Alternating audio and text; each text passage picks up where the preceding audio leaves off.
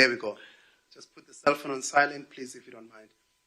Good afternoon, ladies and gentlemen, and welcome to this global press conference. I'd like to first welcome the media that is joining us globally. Please make sure that you can also send your questions on the WhatsApp line, and we will read them here on screen. Welcome to Johannesburg, the town in South Africa. I nearly said the capital town. I forgot that it's Pretoria. And I'd like to welcome you to this official press conference by the CAF President, Dr. Patrice Motsepe. Special welcome to the President of COSAFA, President of SAFA, the Secretary General of COSAFA, and of course our partners from IMG, Canal Plus, and some of our partners that are joining us here live. Mr. President, please.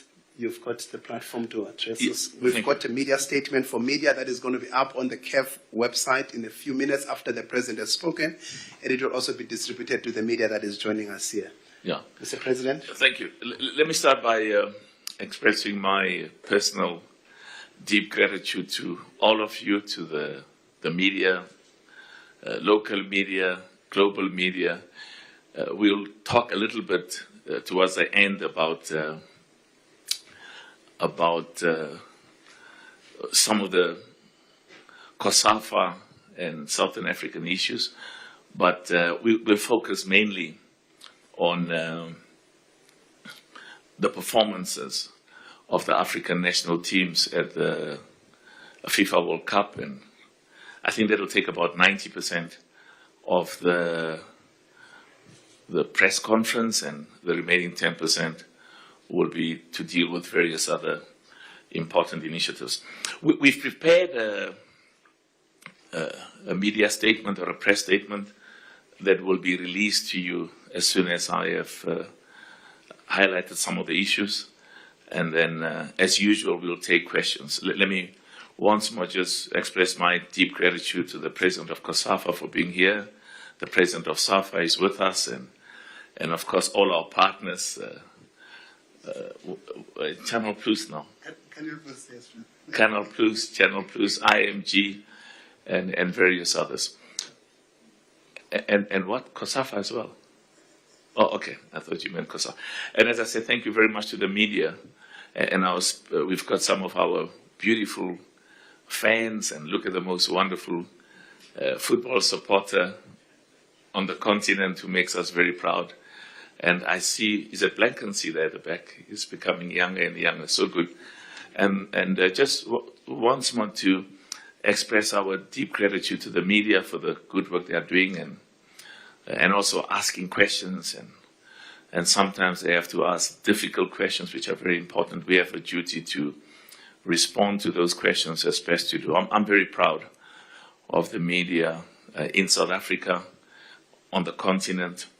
And the media has a very unique role to play, of course, in football, but also have a broader role to play in our communities. Now, I'll spend a few minutes talking about some of the important observations. And as I said, usually we create opportunities for questions. If you look at the press statement, as I said, that we will circulate, there are 3-4 issues that are very important. The first is to look at the performance of the 10 national teams in the FIFA World Cup. We're very proud. I'm very proud. African football is very proud. They did very well. We set very high standards for ourselves. We've got very high expectations.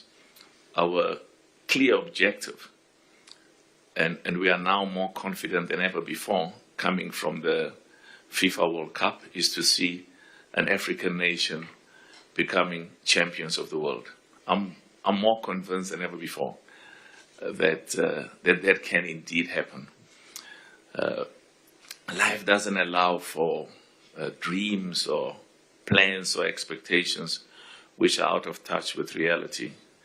You've got to look at the facts at all times, and at the end of the day, I come from a business background, and my shareholders always say to me, where are the dividends? Where are the profits? Where's the money?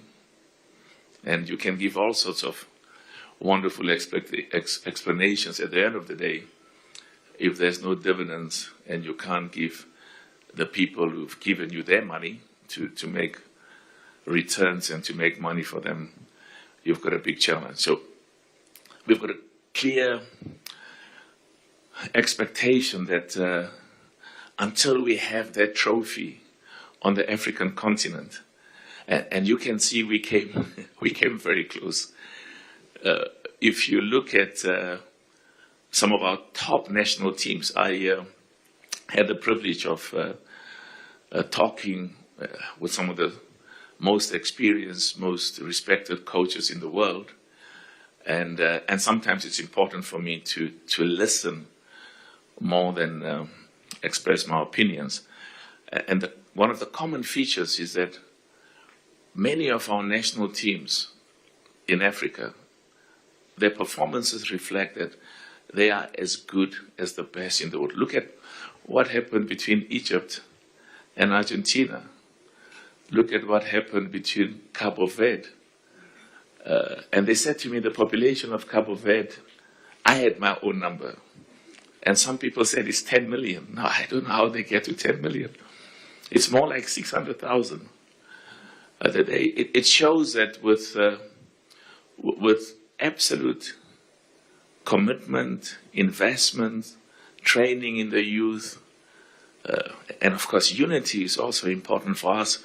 It's important that we increase the cooperation with our governments on the African continent in each of the 54 countries in Africa.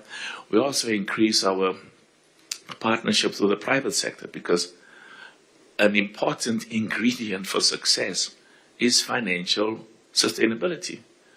It's financial independence. The most successful football nations, not just in Africa, but in the world, have a consistent, reliable, predictable support from the government, but also from the private sector. And I'm confident that that we are making significant progress. It would have been so much more beautiful. So much more beautiful. We did very well. But as I said, it's like many years ago when my son came to me and said, Daddy, I got 60% in an exam and I did very well. I said, did you say 60? Well, where's the other 40%? What happened to it? And he said, yeah, but my friends got 55. Hey, you don't compare yourself with your friends who get 55. You compare yourself with those who got 85, 90. So part of my job, part of the jobs of every president in every one of the 54 countries in Africa, the Football Federation or the football president is to continuously give hope, give confidence, give inspiration, give encouragement, and people at sometimes are not certain, but when they see the success and when they see the consistent success, they then become significantly more confident. Bafana played very well. Senegal played very well. I can say Ghana played very well. Algeria, the two nations that did exceptionally well from an African perspective, and it's purely based on the results, is Egypt and Morocco. The results speak for themselves, but we're in South Africa, and I'm going to give the message that I give in South Africa, which is the same message I would give in every one of the 54 countries on the continent. I'm very proud of Nigeria, Nigeria's Cameroon. I can say the same about every one of the 54 nations. Nigeria didn't make it now, and I keep telling my Nigerian friends, a World Cup for me without Nigeria, without Cameroon, and many others is incomplete, because Nigeria has always made us proud. Cameroon, many others. And a part of what we are going to do now is to work harder than we've ever done before. Because in life, if you work hard and you are determined, you succeed. You may not succeed immediately. You may not succeed overnight. In fact, you seldom succeed overnight. You seldom succeed immediately. So I'm enormously confident. And as I have to emphasize, I cannot have confidence that's based in the air without some quantifiable, accessible, objective criteria and facts that justify that optimism. One of the objectives of South Africa has to be, at the next FIFA World Cup, we're going to go to the semi-finals at least, or the finals. You can do that. You can do that. And the same applies to every one of the 10 nations. Morocco went to the quarterfinals. We're very proud of Morocco because the success, and we're very proud of Egypt, and we're very proud of every single one of the 10 nations that went to the World Cup. Enormously proud. The success of any single national team at the World Cup, because the FIFA World Cup is the highest in the world, is something that all of us should be proud of. Because if any single country goes to the semi-finals or finals or quarterfinals, they uplift the global respect and recognition of African football. So we are going to host a meeting. I'm told that Cabo Verde and some other countries want to host that meeting, where we are going to invite all of the coaches of the national teams that participated in the FIFA World Cup and others. And we're going to invite football experts, former legends on the continent, the smartest, the brightest, who've played at the highest levels in the world. And the purpose of that meeting is to talk about what can we do better? What do we learn from our performances in America and in Canada and in Mexico? Where is the room for improvement? Because we are very clear.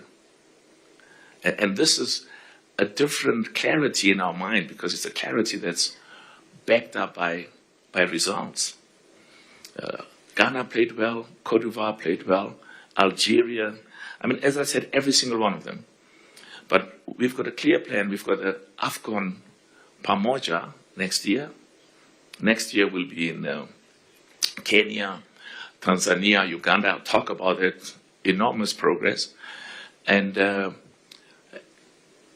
that is the flagship competition on the African continent. But we know that we've got players that are as good as the best in the world. You know, when we grew up, I sometimes ask myself, why do I love football so much? And I think part of the explanation is when I was 5 years old, they sent me to a Catholic mission boarding school very far away from home. And we used to spend 9 to 10 months in a year. Now, when you send a 5-year-old and spends 9 to 10 months in the Eastern Cape, in a place called Ellerville North, the only thing we had was football. So at age 6 and age 5, we missed our parents, but we had football. And that inspired us. It sort of took our minds away from missing everybody at home. And and I am no different from millions and millions of young South Africans. I must say, I sometimes get a bit jealous when I look at the rugby. The rugby is doing well, but they've got money. And you can't meaningfully succeed without giving confidence to the private sector. And I must say, I'm very proud of the work that Gayton is doing, our Minister of Sports, very proud. Enthusiasm, passion, also put some money. But we must get also more of the private sector, the banks, the mines, and not just in South Africa, on the rest of the continent. So the message is from me and from CAF and from African football enormously positive. Let me tell you something else. If you look at the percentage of African clubs at the FIFA World Cup who qualified from the group stages to the round of 32, it's the highest in the history of African football at the World Cup. The stats speaks for themselves. We had 10 national teams, 90% of them qualified from the group stages to the round of 32, the highest ever. The second highest we ever had in the history of African football was in 2022, when we had 40% qualifying from the group stages to the knockout stages, which is the same as the round of 32 today. In 2018, no African national team qualified from the group stages to the knockout stages. In 2014, we had 40%. So the facts speak for themselves. And let me tell you something else. The only other confederation that did better than us is Europe. You know, Europe had 40% in the next stage, because we had it's all in this document that will circulate. But so there's a reason why we have to be optimistic, and there's a reason why we now more than ever before must be totally determined that we're going to do better starting today. I'm a bit disappointed at times when I am told that the schools football in South Africa is not doing as well as it should. I think that's incorrect. It's incorrect. It's factually incorrect. The facts are we had about 8,000 schools. The Motsepe Foundation is sponsoring the K Motsepe schools football in South Africa. We had about 8,000. And I grew up watching. The first time I got exposed to Kaiser Motaung, at the back of my mind, was when he came to my father's school. I was a very young boy, too young. And he was playing for Orlando High. So when the Motsepe Foundation donated $10 million to the African schools championship, and we've had more than 1 million young boys and girls, more than 30,000 schools in Africa participating in the African Schools National Championship. It's because I don't want to say the next Messi or the next Ronaldo, because I like them and I'm proud of them. But the next Drogba, the next Eto'o, ngibona uSiphiwe lapha. Angithi uSiphiwe bakhona abanye lapha.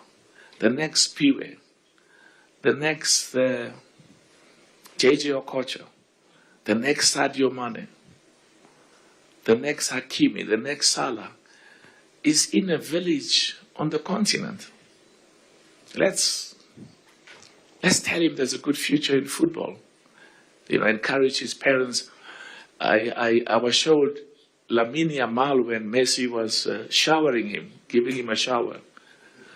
Now, Africans have got all sorts of explanations that are not, it confuses people, but I just listen. But I'm fucking klein, ich habe immer noch fun. We call fish away. So and Yamin Lamal's father is from Morocco. And his mother is from Guinea-Conakry, from Africa. Mbappe, father from Cameroon, mother from Algeria. We have the talent. I don't like chasing a ship or a train that I cannot catch. I like chasing a ship or a train that I know I'll get inside. So the talent is there, enormous talent. Drogba, Eto'o, the list goes on. I should have mentioned names of young football players in South Africa because we love all of them. So we have to leave this meeting with a sense of enormous optimism, but also with a sense of enormous determination, more than ever before. In every one of the 54 countries on the continent, in every one of the 54 member associations, to say, the conclusion we have drawn from the FIFA World Cup 2026 is we've done very well.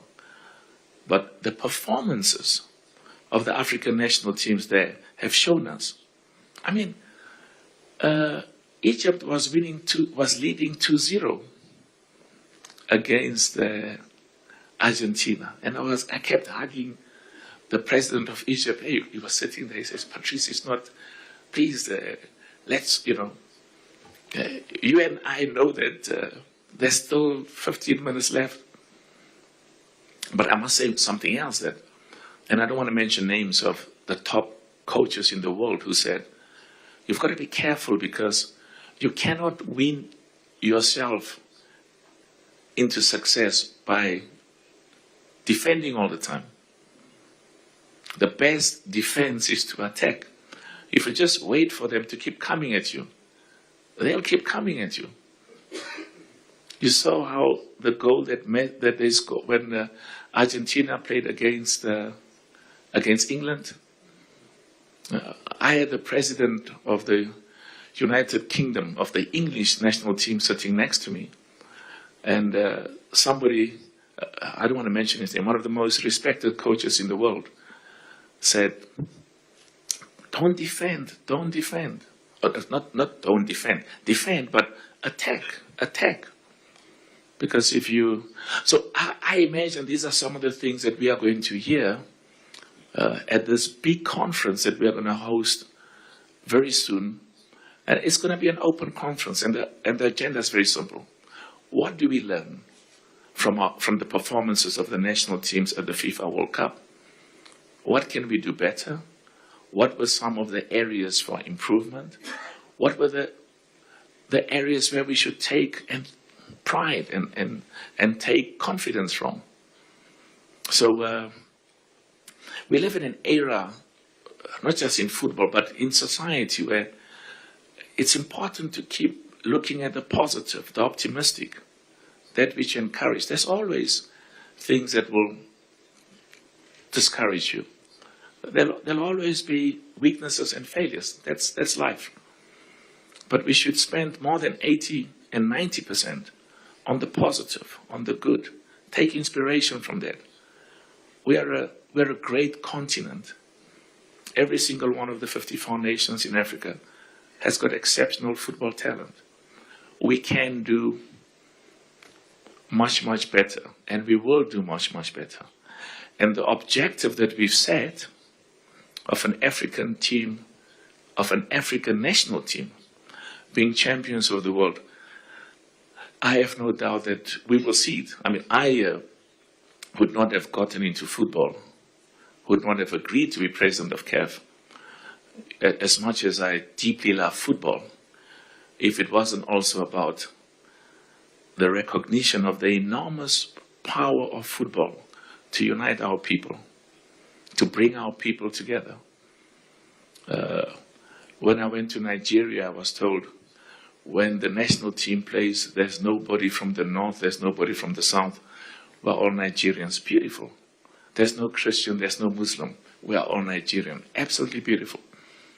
I went to Côte d'Ivoire, and they were talking about the problems they had during the years of civil war. And also, not just in Cote d'Ivoire, but other parts of the continent where there are issues of ethnicity, where ethnic divisions is used as a means to divide. But when somebody from another tribe comes from our country and plays football, we embrace him. This is beautiful. So in Cote d'Ivoire, all people from different ethnic backgrounds, and even in the middle of the Civil War, come together and support the national team. Now, talking about South Africa,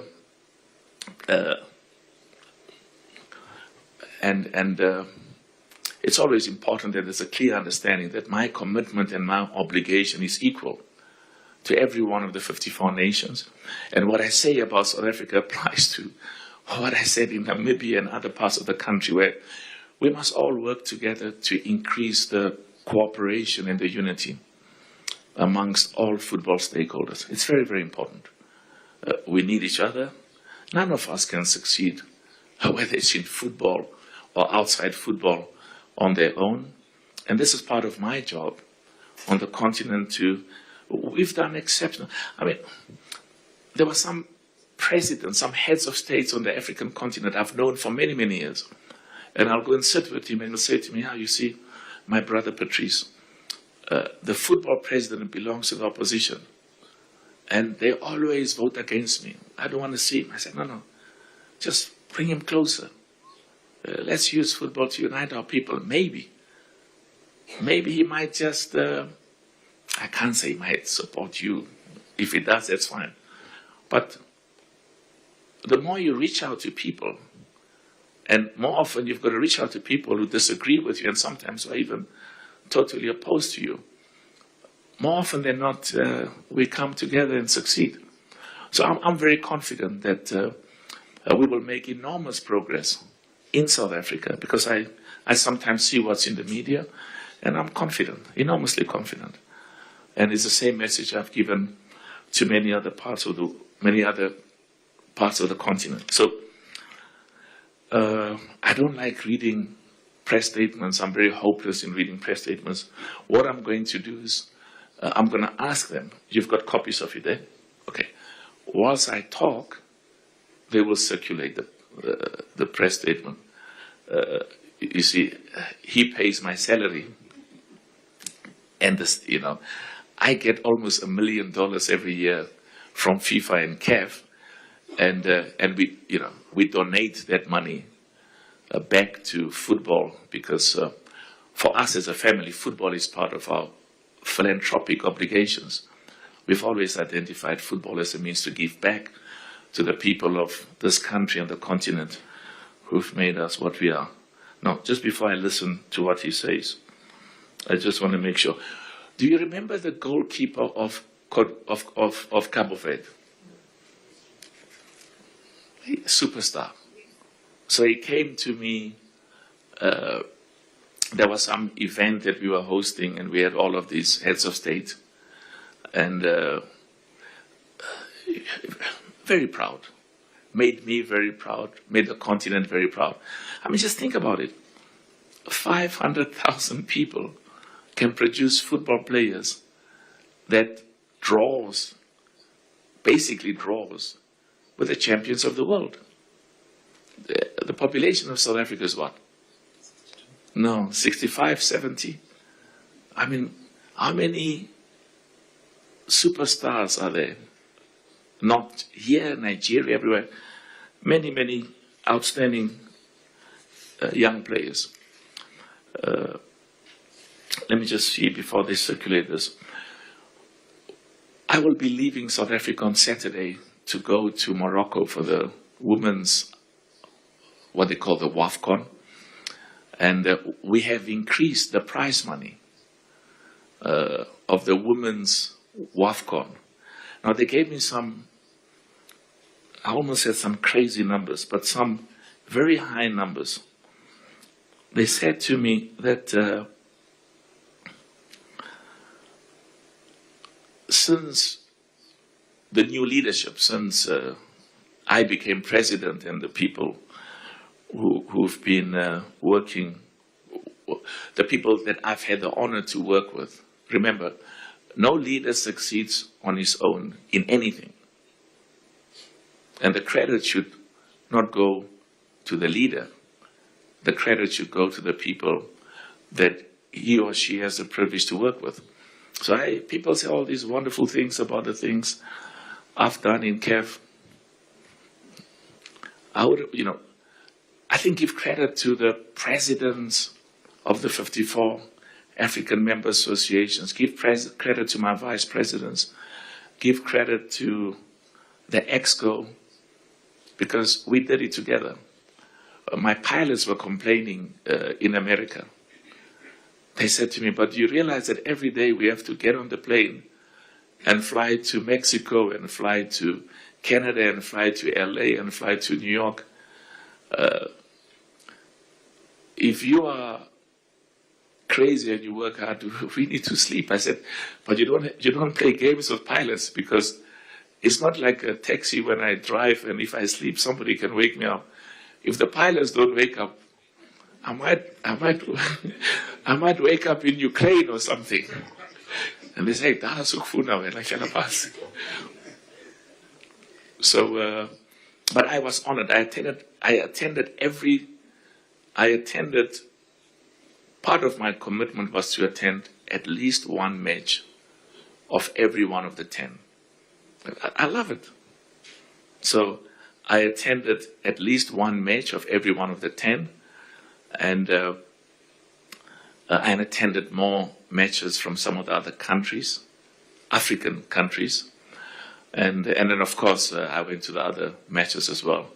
But as I said, we always look at football. I mean, just think of, I stood there in America and watched in the stadiums when the DRC was playing. And you see the excitement of the people from the Democratic Republic of Congo. Beautiful, man. A beautiful country, but like many other of our countries, lots of challenges, but they come together. I went to Côte d'Ivoire, and you see people, of course you see people from the continent, which is beautiful and encouraging, but you also see people from America, from Brazil. They call it Brazil. They say, we mustn't say Brazil, it's Brazil. Brazil, I like it. And you see people from Europe, from South America, from Asia. The enormous power of football to bring our people together. I mean, I'm part of that generation that we've got broader duties and broader obligations. When you wake up, I mean, when you grow up, your parents say, go and get a degree, get the degree, of course. And then your mother says, you'd better make sure you've got money, because no girl will look at you if you can't look after her children. She says, I like him, but this one, he can't even support himself. So then you try and say, okay, let me try and make sure that financially I'm independent.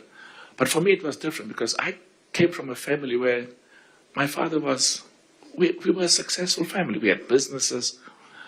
And so money for me was never, I never did things for money from a young stage, because I grew up in an environment where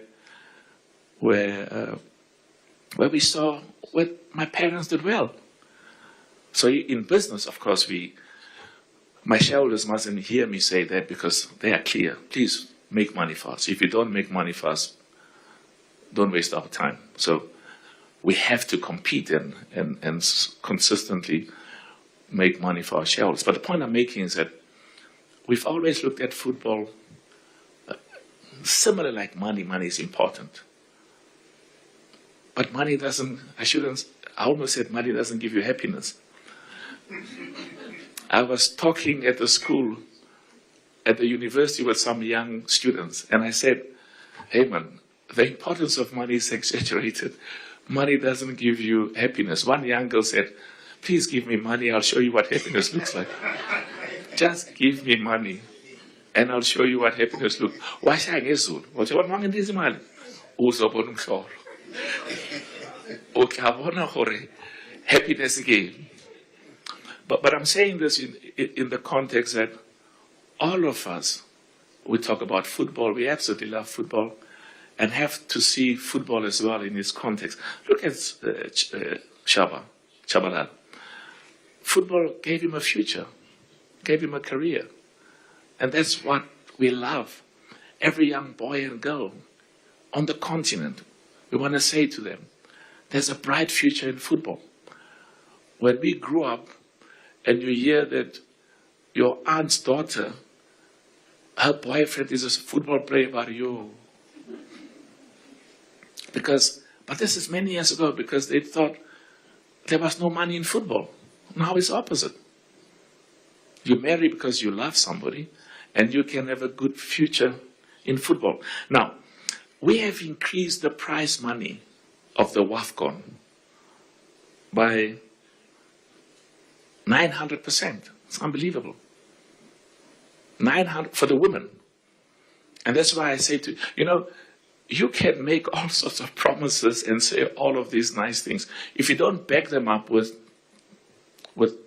quantifiable, visible, and as they would say, touchable.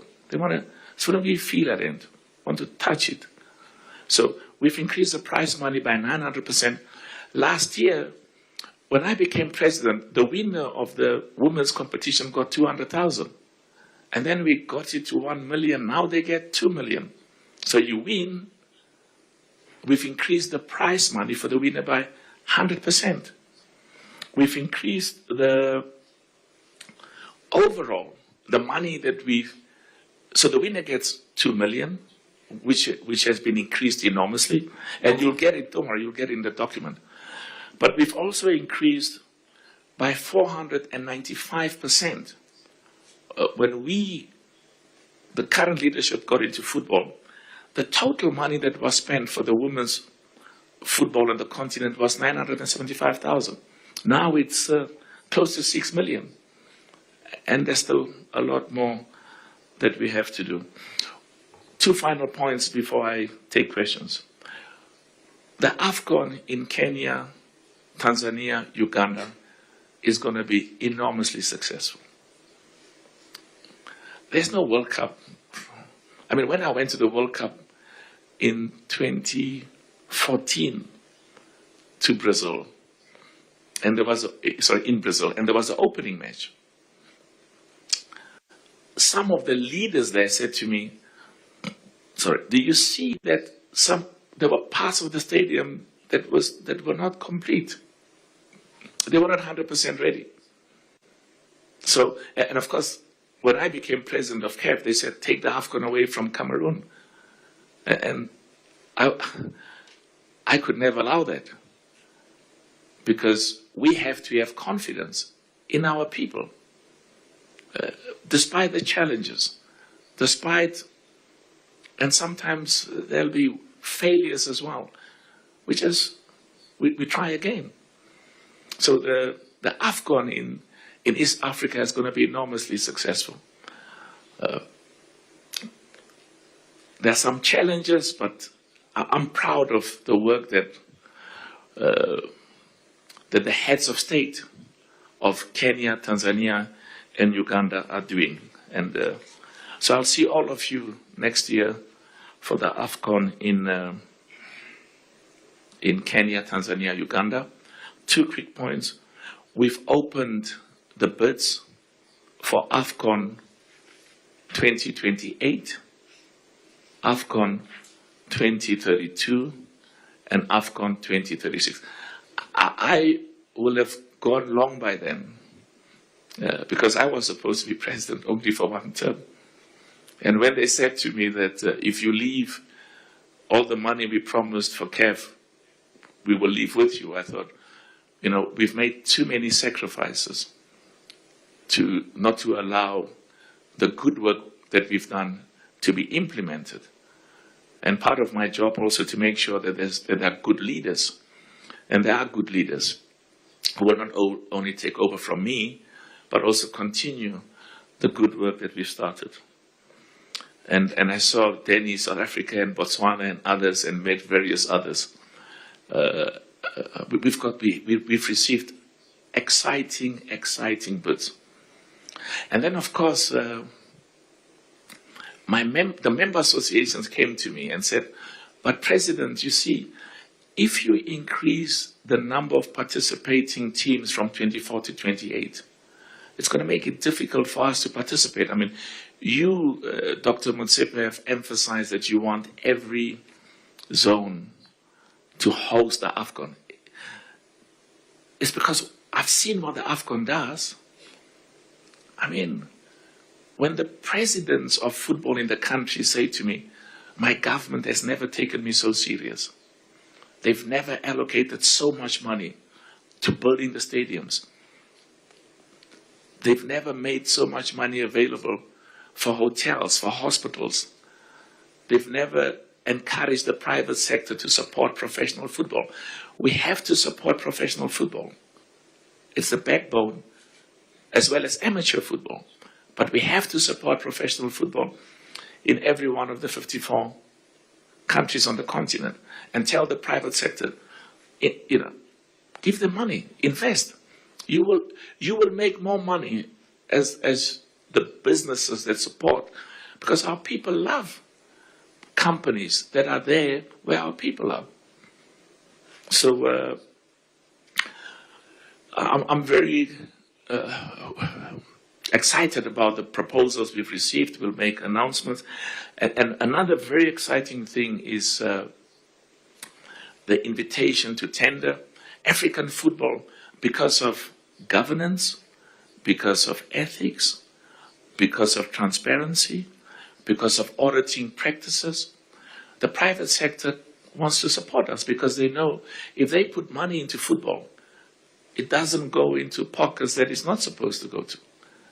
It goes to development for young boys and girls, amateur football, support the Football Federation, support the professional soccer leagues. So we've had a number of enormously exciting, some of the biggest international marketing and agency companies that want to partner with CAF for our commercial rights, TV rights, hospitality.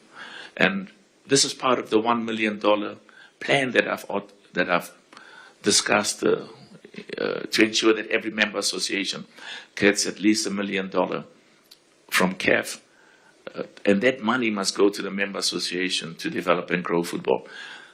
Just before I go to the, my apologies, just before I make one final remark, I want to thank Gianni Infantino for the excellent work that he's done, and thank FIFA, thank Matthias for hosting what was the most successful FIFA World Cup in the history of the competition. And they did good work. I'm very proud. And what Gianni has done is to contribute to us increasing the number of African national teams. Enormously important. We have to be smart in Africa. We need partners. We've got to work together with the other confederation. It's very important because there are times when we need their votes. So we need friends, we need good partnerships, good relationships. We've got a very good agreement with UEFA to work together on areas where we can develop and grow football. They say that they learn from us. We definitely learn from them as much as we learn from CONMEBOL and from Asia. We've got good ties with CONMEBOL, with Asia, Oceania, CONCACAF, and of course FIFA is our mother body. Very, very proud, and that's why we as Africa, and I personally, Gianni has been loyal. Gianni Infantino has been loyal to Africa. He's been loyal to me. So whoever takes over from me, van der Beek I'm for it. Let me say it in English. You have to have partners. You need to have a president of FIFA who is as committed to African development and growth as Gianni Infantino is. You need that. And then you need to work with others as well, with the other confederations, for the success of football in the world, because we also need football to develop and grow on the African continent. We're going to meet in Abuja, in Nigeria, for the Ordinary General Assembly in November. Nigeria is a proud football nation, and there's a reason why I took it to Nigeria, and there's a reason why I'm looking at some of the countries in Africa, because we have to do something very special in every one of the 54 countries on the continent.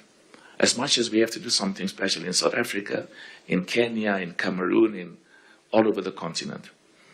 Okay, I think we can go home now. Eh? Thank you. Please, no political questions. Thank you. All right. So they will now circulate because the political questions are boring. I think you are as bored as I am. I mean, when my shareholders ask me political questions, I have no choice. I've got to answer them.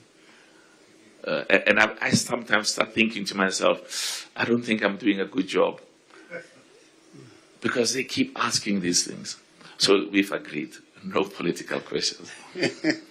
We can, and of course, siyawatanda amabhakaniya, amakhosi siyayithanda.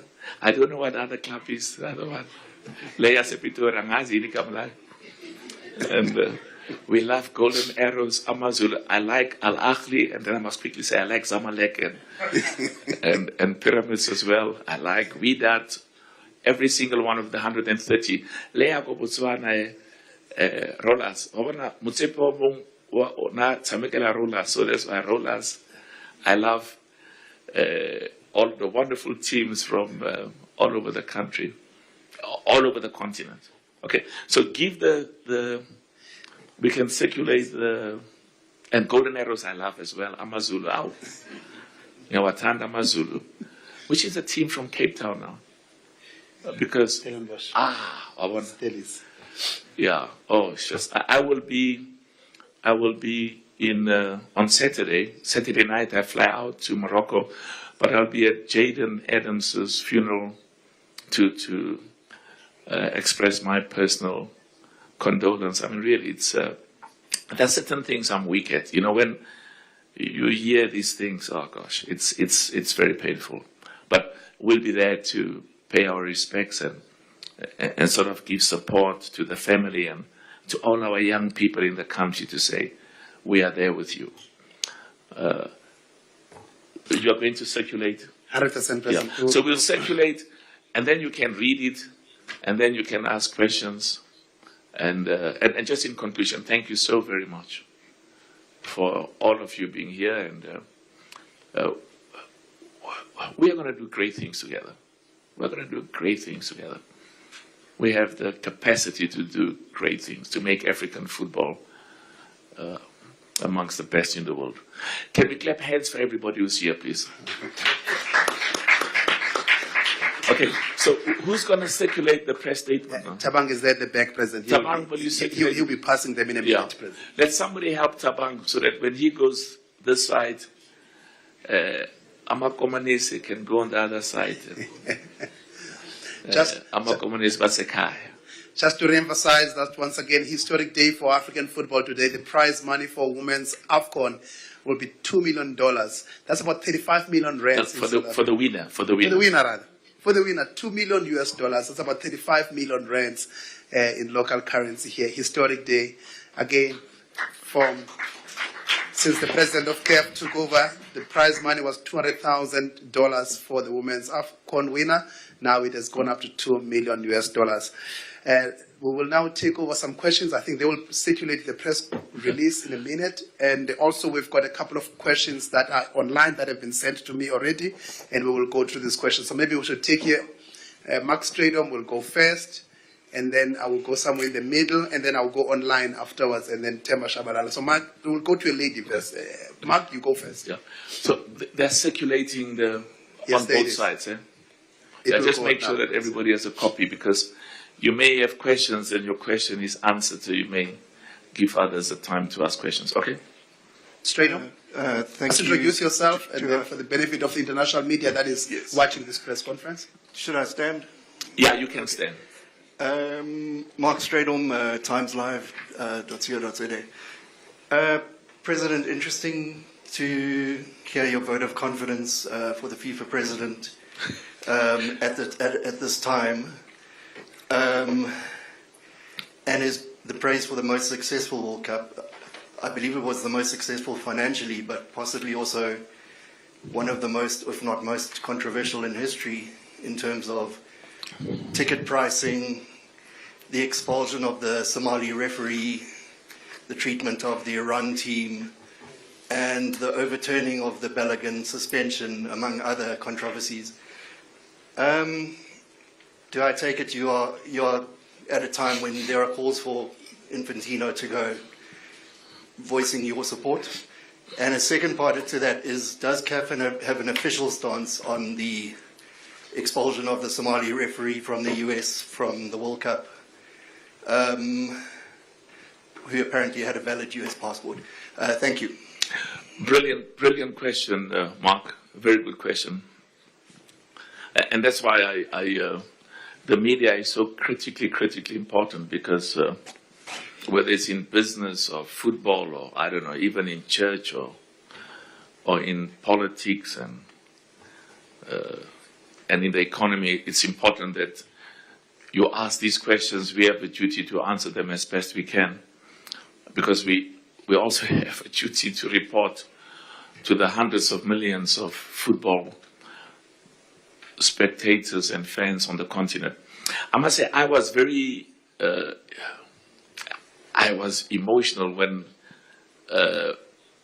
I heard what the Somali referee Omar said to me, and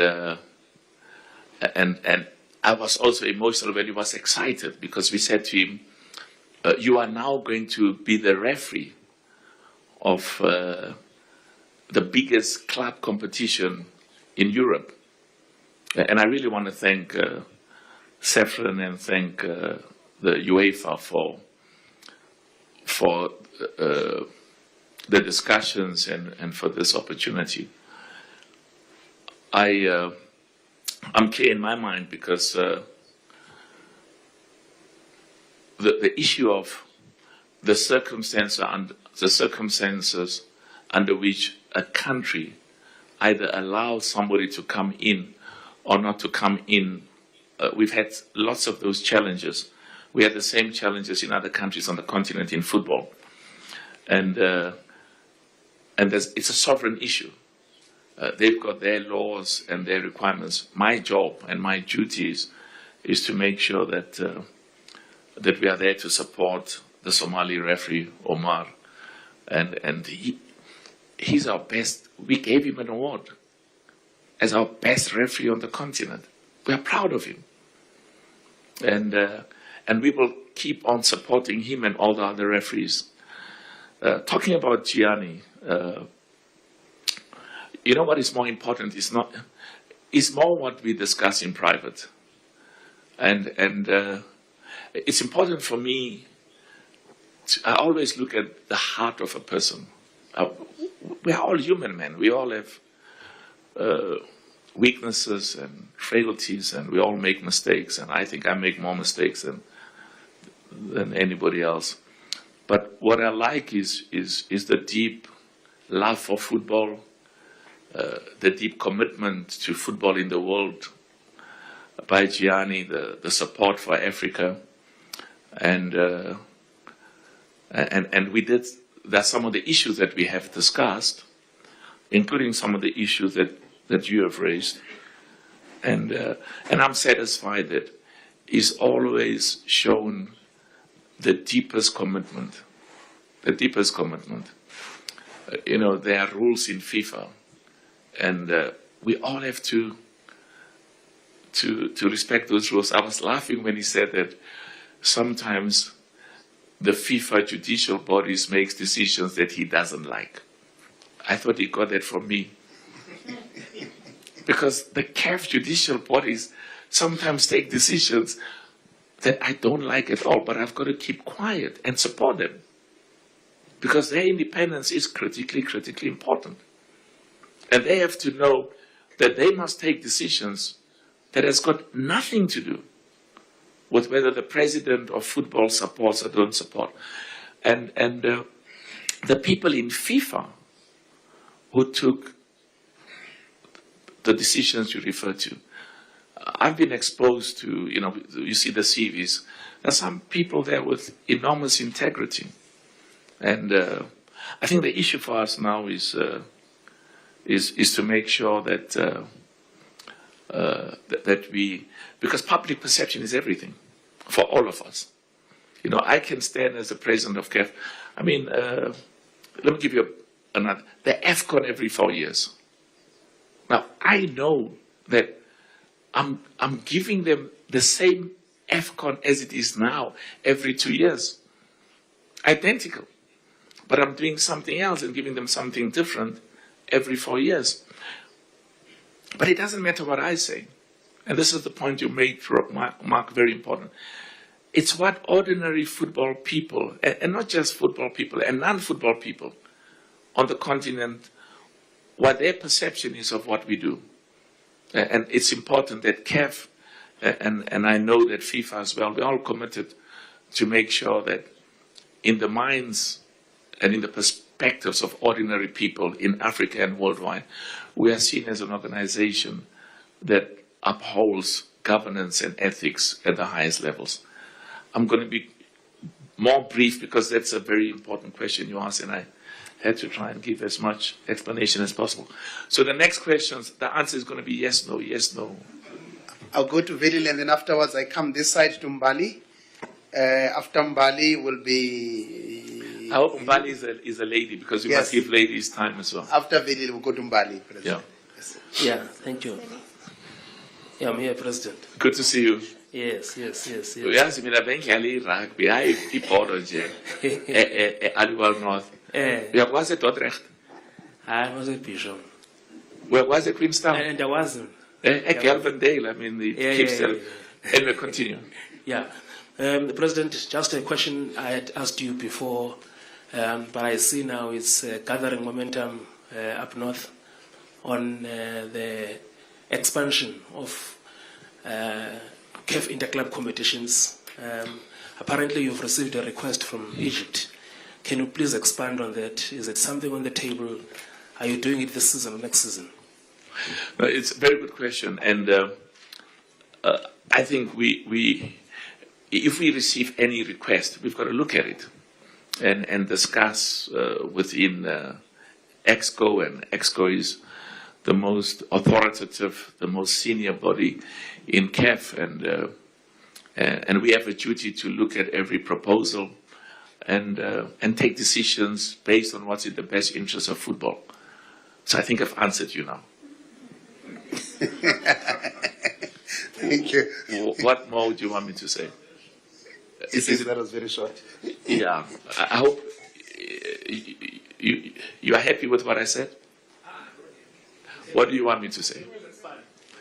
Expand. I've expanded as much as I can. Let me be more direct. Decisions of this nature have to be looked at by EXCO, and EXCO has to take the decision. And we have a duty to look at every proposal that we receive. So the Secretary General is not here.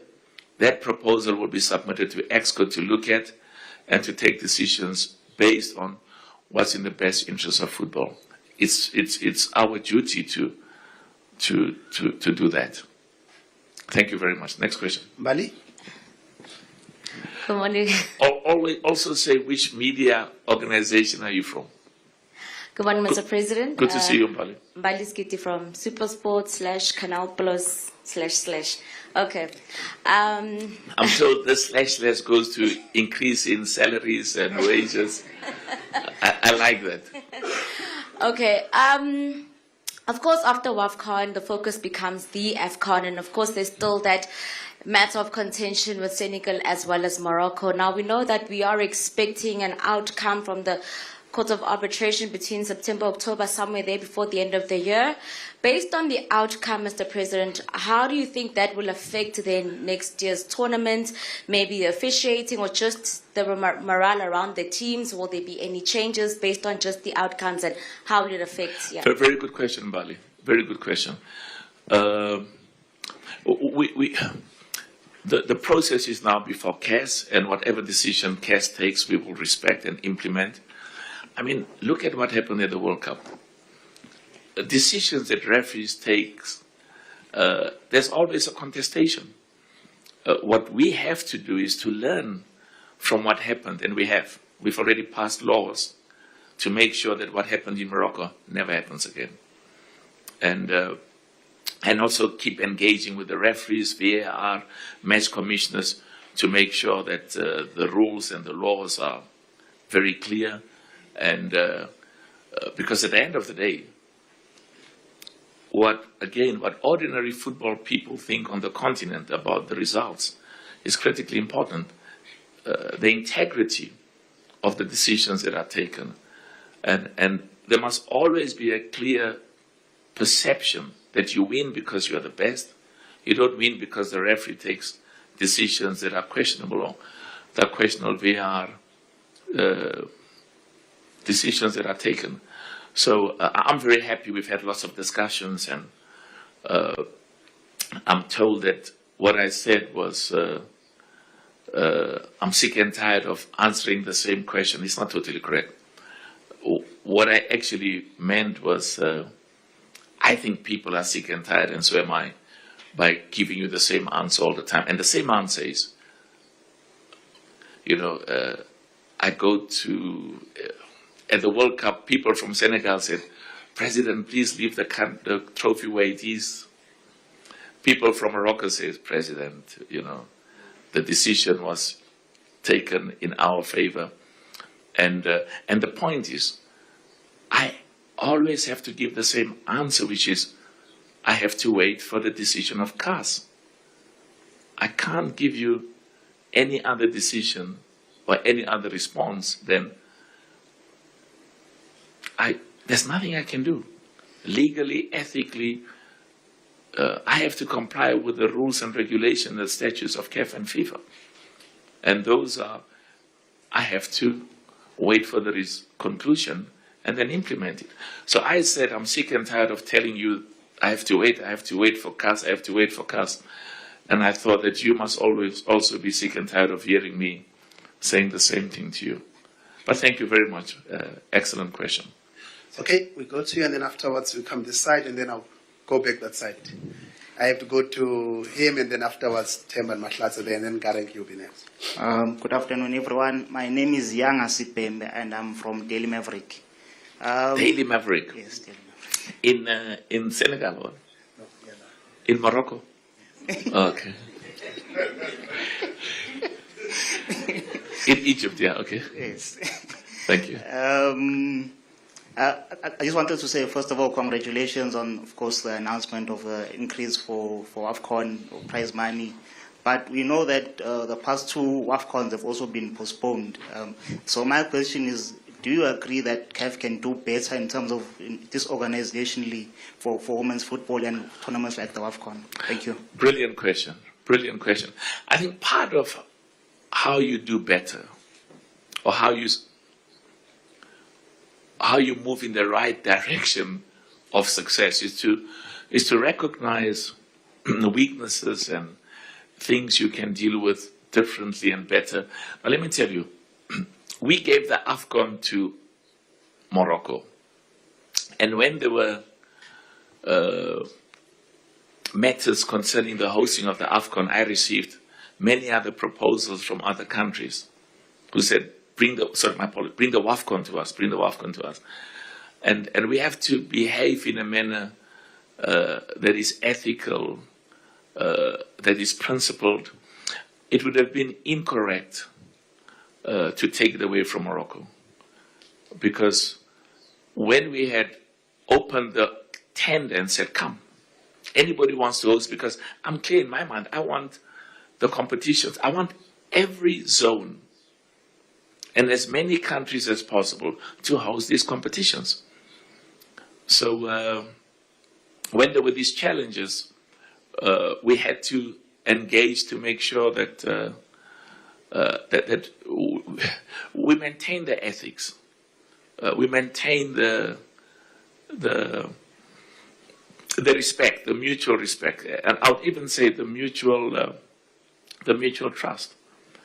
And could we have done better? Absolutely. But we did the right thing by not having it. It was supposed to be in February. Yeah. The same thing, what is your name again? Yanda. Yanda Masekai. And goes. Yanda. The same thing with the Chan in Kenya, Tanzania, Uganda. It was supposed to take place last year in February. They were not ready. I could have taken it away from them, but that would have been the wrong thing to do. And we had to be there to support and work together.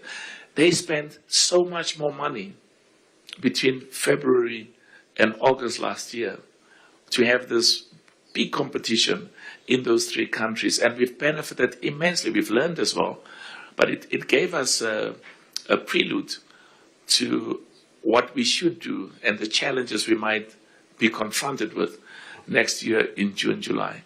So I'm very happy, and we are all in CAF very happy and excited that we've done the right thing. Besides, if we had it in February, we wouldn't have been able to significantly increase the prize money as we have now and get lots of focus. Women's football is crucial.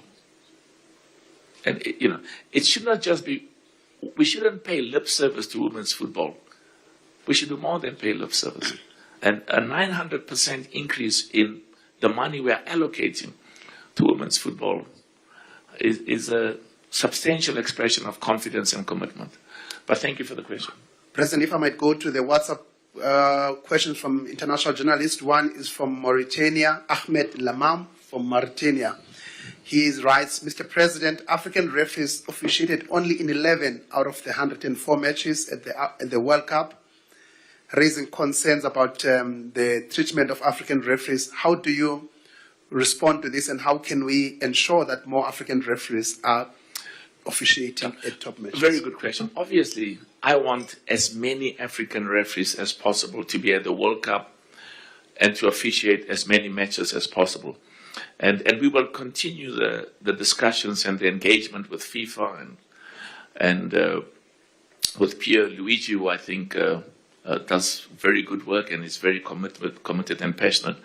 And I've had that question asked and raised by many people, and I can assure you that that those matters have been discussed, and I'm confident that there will be significantly more African referees. And part of that is to continue working together between CAF and FIFA to keep training, keep supporting, keep uplifting the standards and qualities of African referees. African referees are as good as the best in the world.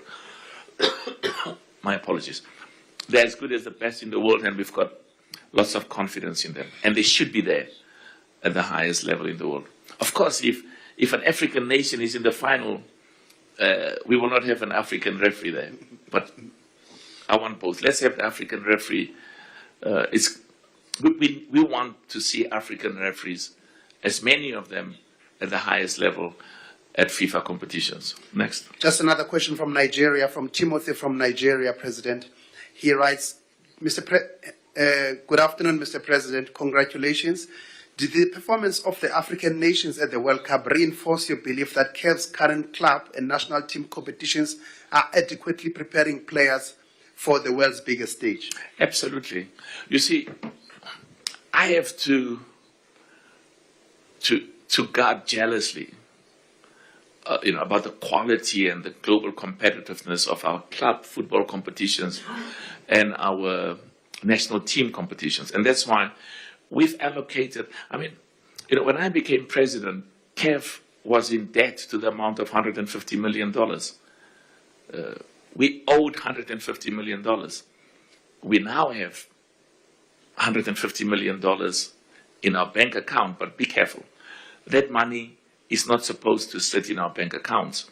It's supposed to consistently be allocated to the member associations, to football for boys and girls, to training of referees and coaches, and so you will see from our financial statements we keep as little money as possible on our balance sheet, because the money is not supposed to be in our bank account. It's supposed to be used and spent on the ground. So the performances of the African national teams at the FIFA World Cup reflects that the quality of African football. Look, Egypt was winning 2-0 against Argentina. Cabo Verde drew with the champions. And he's from Nigeria. Nigeria has got some of the best players, not just in Africa, but in the world. And I'm confident Nigeria will continue to make us proud as it did in the past. Same Cameroon and same Bafana and every one of the 54 African national teams. Temba, you're next. Temba Shabalala, Joseph from Sports. Good afternoon, President. Just on the matter yala ekhaya, we've got one of the 50... yala ekhaya, because abanye bangazukhuluma inkulumo yala ekhaya bazi ukuthi ukhuluma ngani. All right, one of your 54 regions has got elections coming up, which is South African Football Association. Just your word on that, the presidential elections. We saw, campaigns are now underway. What's your take on that? And is CAF involved in probably, without taking any sides, just going out and saying maybe message of good luck or anything like that? How far does CAF go in terms of that? I like the message of good luck, I remember when I was a student at Wits, and Dali Mpofu always reminds me of this. And, and we were marching, against the government, against apartheid, and we were fighting, and we said, they can hit us, and we will keep fighting. And then the police were standing outside Wits, and they had such big sticks, and we were debating, should we continue with the march? And one guy from KwaZulu-Natal said, guys, let us just pray and go home, because if we keep marching, they're going to hit us so hard. And then, of course, there were those like Mpofu who said, no, we have to go on. So going to the issue of South Africa, again, we've got to keep giving positive messages. And it's very clear, we have to unite, to keep South African football together, united, both within SAFA and as well as the relationship between SAFA and the PSL. Very, very, very important. And you said something very important. CAF will be there to support, as well as FIFA, to make sure that the processes are in compliance with the CAF and FIFA statutes and regulations. But what the president of CAF cannot do is to say, I like Lux, but I don't like John. You don't do that. The president, I had the same problem in Côte d'Ivoire when Drogba was standing to be president of the football league in Ivory Coast. Now, I like Drogba. Made us proud, as much as I like Eto'o. All the football players, we're all proud of them. But I had to tell a meeting where there were many more people than what is in this room, that my job is to we have to support and make sure it's all done in a manner that's legal and ethical, and to make sure that the candidate that wins is the one that enjoys the support of football in the country. But we should not... Listen, I know Danny. He's somebody I've known. I like him. I know Sandile.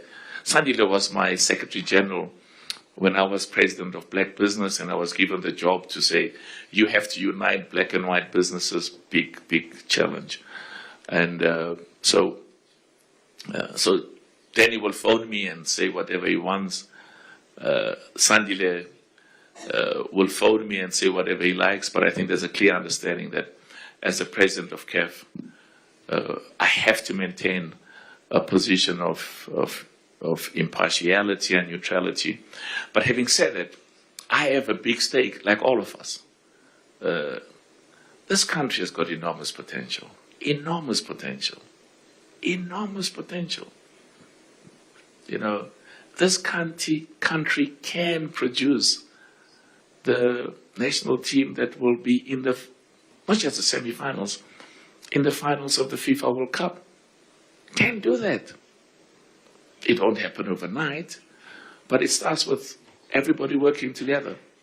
Dr. Koza is an old, he keeps telling me that he is implementing my father's agenda in football. So I said, but if you are implementing my father's agenda in football, what agenda am I implementing then? But you know, now. So of course I know. I was born in Orlando, so if you were born in Orlando, you had no choice. With Bati, they said, you will support Pirates whether you like it or not. And then, of course, we got exposed to Kaiser, as young boys from the family. Love Kaiser Chiefs, love Orlando Pirates, love Mamelodi Sundowns, and all the others. So I'm confident that that the process will be in a manner that's appropriate. That's our job to also supervise that, and a decision will be taken that's in the interest of football, and we will work together and support whichever candidate has been chosen by the leadership of football in the country. Okay. Good afternoon, President. My name is Maurice Khoda from Now in SA. I've been listening, President. You spoke about everyone else. You gave credit to everyone else. But I think it's important that we should put this on record. President, if you remember quite well, you took some team in Pretoria. It was Mamelodi Sundowns. You took it to the top. It won the CAF Champions League. Besides that, you became one of the biggest black billionaire in this country. You must see my overdraft, you'll feel sorry for me. Not only that, President, you went to CAF, and you just said it right now. They were having some overdrafts before you took over. And right now you took CAF to the top. All this is leadership, President. For me, it's okay when you give credit to the team, but there must always be a leader who is leading that team, and that is you. Why am I saying this, President? Because right now you have done everything you could for soccer in this country, in the continent. Currently, the world needs you within FIFA. Currently, President, this country needs you. This is not a political statement, President. It's because you simply proved it that you've got the leadership that we need in this country. So I just thought that, President, you need to know that South Africans do appreciate what we have done for this country, what we are continuously doing for the continent. But at the same time, Kutwani Kasizulu, don't forget at home, President, our country has got a huge unemployment rate of the youth. It is within that, President, that I say that in politicians, they might have lobbied you, but at this moment, it's not just about politicians, it's about the citizen of this country who feels that there is a lack of leadership, but at the same time, they've seen what you can do. We have seen your work. So I just wanted to say thank you, President. Thank you for what you've been doing. Keep on doing it. Well, let me say this. CNN asked me, no, don't clap hands for that. I mean, CNN asked me along the same line of questions that you did, and my answer is very simple. South Africa does not need me to go into politics. There are many very capable, very good leaders in this country. I don't want to mention names. I've had the enormous privilege. The only problem I have is I'm not part of any group. And that's why even some of the friends who are my friends say things which are not flattering, because somebody said to them that somebody might persuade me to change my view. But they're still my brothers, man. And I understand why they say so, or why they make these statements, because they've got a lot at stake in the context of the group that they belong to, and they need that group to succeed. I understand that. But no person is indispensable. I mean, I've had the privilege of leading black business. I don't know. We united black and white business, and you actually judge a leader by not how good things were when he was there or she was there, but what happened when they've gone. And this is the issue that I'm applying my mind to now within CAF. I deeply love this country, and I deeply love the people of this country, and have the privilege of doing the things where I think I can make a contribution. I mean, this thing about FIFA, let me rather say, I've said on many occasions, FIFA doesn't, listen, I love FIFA. Huge, enormous contribution that FIFA does. But I have no desire or ambition to be president of FIFA. It doesn't excite me. I phone Lux at 3 o'clock in the morning and tell him about something I should have told him last week, which I thought of at 3 o'clock in the morning, but because I didn't phone him at 3 o'clock, I forgot. But also, this country has got good people, many good people. We shouldn't only focus on our failures and deficiencies, and there are many of them. But there's so much that we should take confidence from and be proud of. And the religious leaders I have the privilege of interacting with, because values and what you believe in and what you stand for is very, very important. And the traditional leaders, the kings, and also all political parties, every single political party. I don't want to mention names. The people I've had the honor to interact with. And it's easy for me. I mean, I can stand by the sideline and say that it's like football, for example. When they came to me and said, we want you to be considered being president of CAF, one of the leaders said, it doesn't even come to meetings of the football board of governors. Because I don't need to go there, because you've got Irvin Koza and Dr. Koza, Dr. Mutau, people I love. I've got a long history with both of them, Mato and various others. Good work.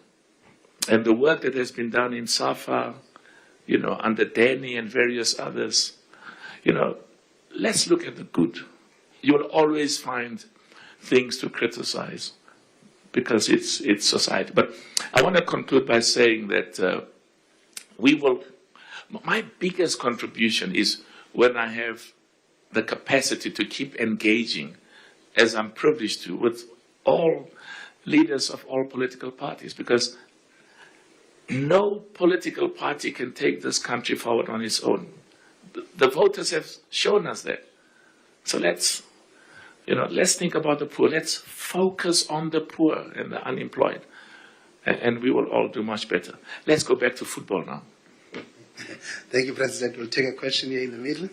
Good afternoon, Mr. President. Football question, eh? Yes, it is indeed. My name is Claudio Fosu. I'm from GFE Sports in London, UK.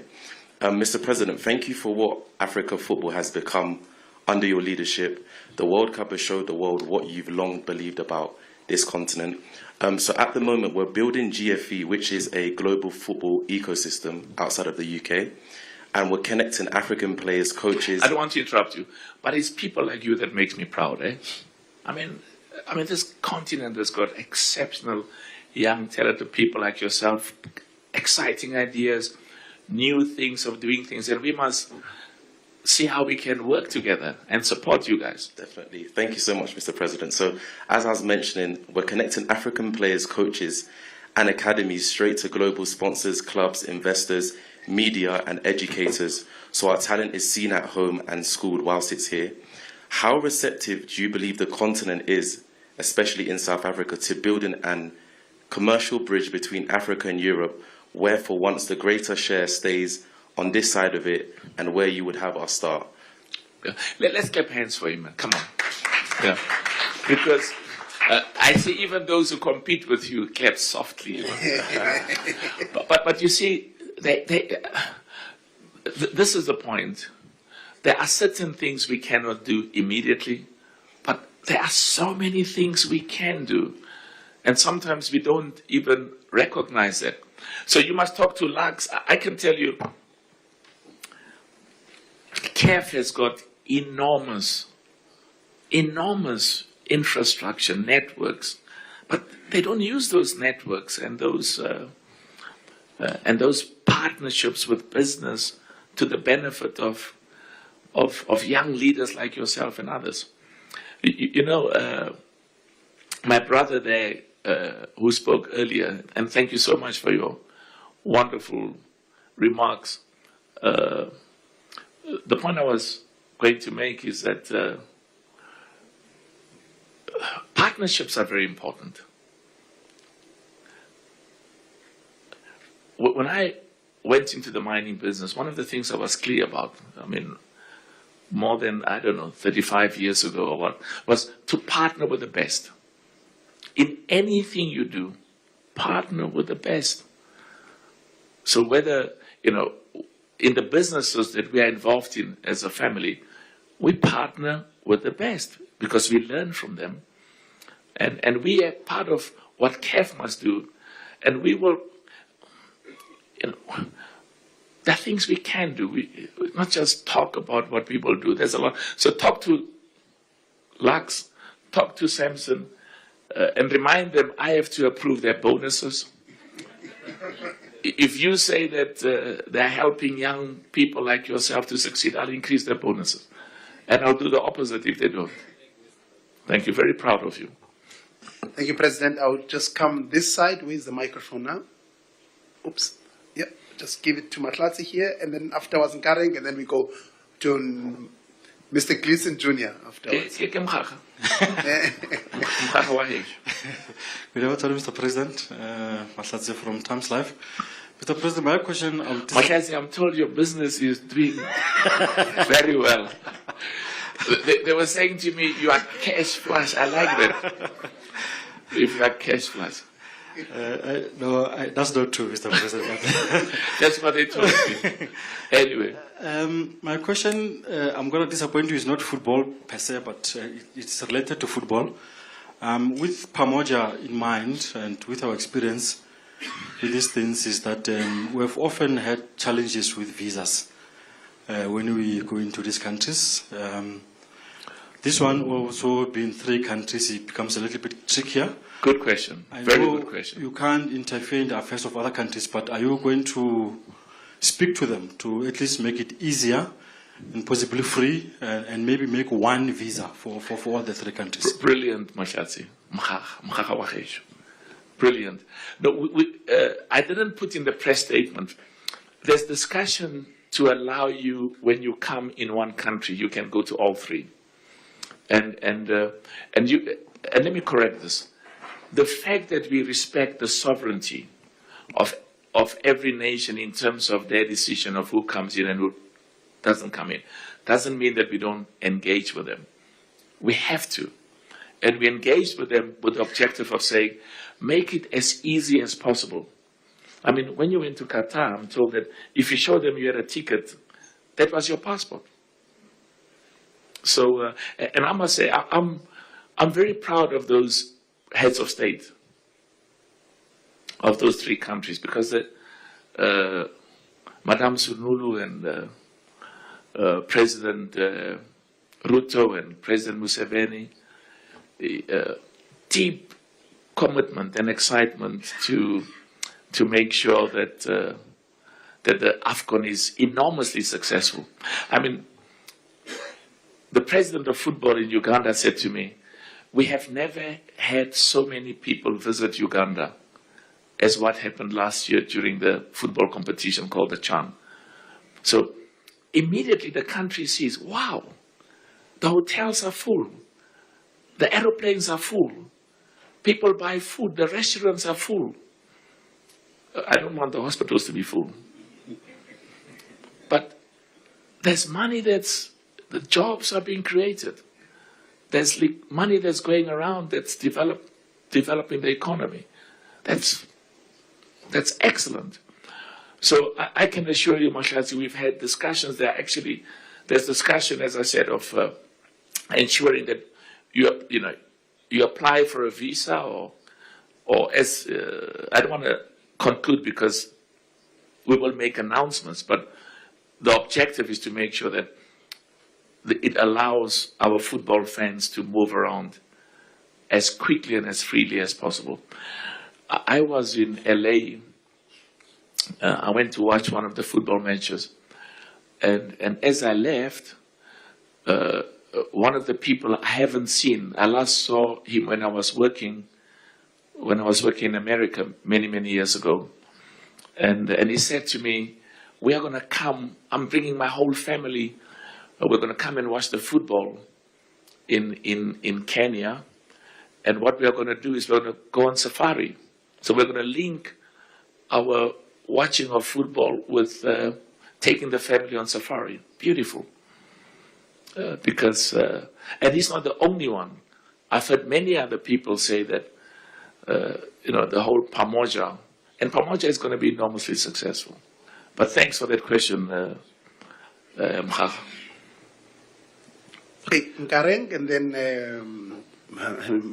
Mark Gleason's Jr., and then we go back to the gentleman there. Good afternoon, President. My name is Nkareng from Sowetan newspaper.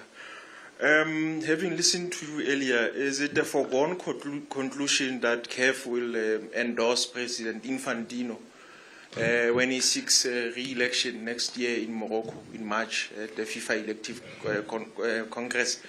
And also, are individual federations allowed to change their mind, or should they just stick to one position as elucidated by yourself? And then you mentioned that I think beyond 2032, you might not be at CAF, but also you mentioned that you had wanted to serve one term, but you were persuaded to stand again. Are you open to that kind of persuasion again, since you said you are not ambitious enough to pursue the FIFA presidency? Yeah. Now, there are certain things you must be careful about being persuaded. There are certain things you should never be persuaded about. And nobody is going to persuade me to serve more than 2 terms in CAF. It's not going to happen. And we took a decision to support, and I personally support Infantino. He's not just a good friend, he's a loyal friend. He's loyal to Africa. And again, I come from a different background where when people have been loyal to you, you never stab them in the back. You never do that. And as I said, to help in Africa, that excites me. FIFA doesn't need me. So nobody's going to be able to persuade me to change my views on those things, because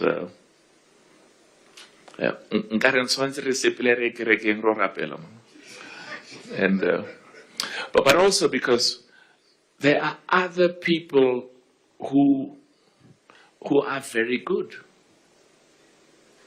and who will do a good job. We've got to be careful that we don't get we don't start focusing too much on certain individuals. Everybody makes a contribution, but this country has got. Ngaren, raise your hand and become president of whatever you want to, you know. And you, Ngaren used to write beautiful articles about me, you know. And but this is the, you know. So I'm just saying that CAF will be fine. African football will be fine, even when I'm not there, and that's part of what I'm focusing on, and everything else where I've had the honor of making a humble contribution. Part of the job is to make sure that there are better people than me when I was there to take over, and they, of course, they bring new leadership and new focus, but just overall, that's good for football. But thanks for those questions, Nkari. Nick, Mr. Gleason, and I'll go to the lady behind you afterwards, and then the BBC at the back there. Good afternoon, Mr. President. Nick Gleason for Soccer Beats. You know Mark Gleason? I think I've heard of him. He does wonderful work. Indeed. Just before the World Cup, there was a lot of criticism on the expanded edition, with 10 spots being given to African teams in particular. There was a lot of talk of the quality of the competition being watered down because of that. I mean, looking at the performance of African teams and obviously the engagements you've had throughout the tournament with other people in high places in football, do you think the performance of African teams has helped a lot to change the global perception of African football going forward? Very good question. You know, until an African country wins the World Cup, there will always be Mara, you know, nere atumetse marara dia ntwe nere kemiseriso idea. That was the Arab version of what we are saying. So we have received so much respect for how the African countries played. And we have to look at the psyche of our country as well. And this is so important. So important. The psyche of our country, but also the psyche of the continent. There's so much for us to be proud about, to be inspired by. And look at the good. You will always find good. And sadly, you'll also always find,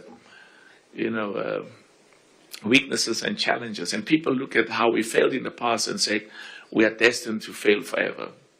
Remember, we come from a country where they said that, that there was going to be civil war. And of course, we come from a difficult past. But I think the feedback I've received from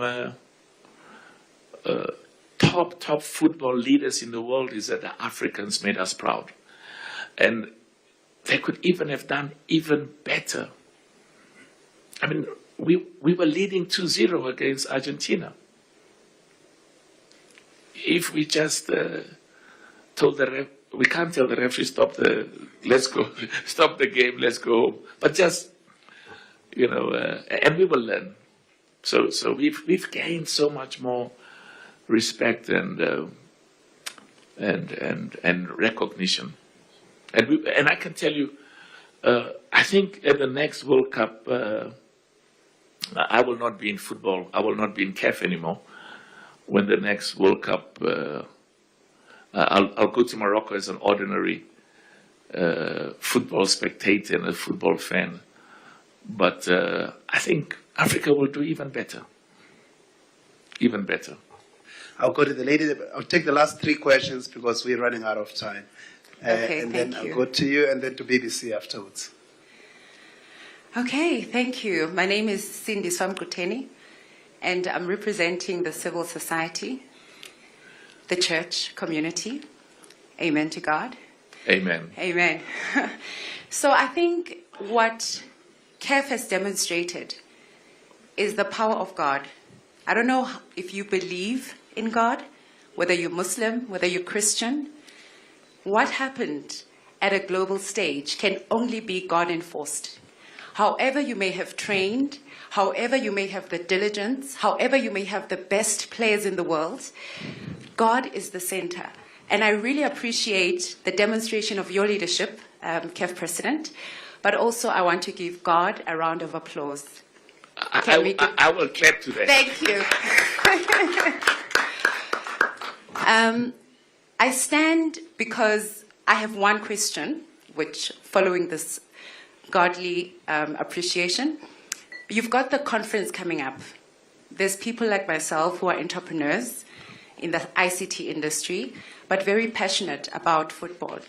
We are also, we pray for football, believe it or not. We pray for unity because football is able to unite presidents.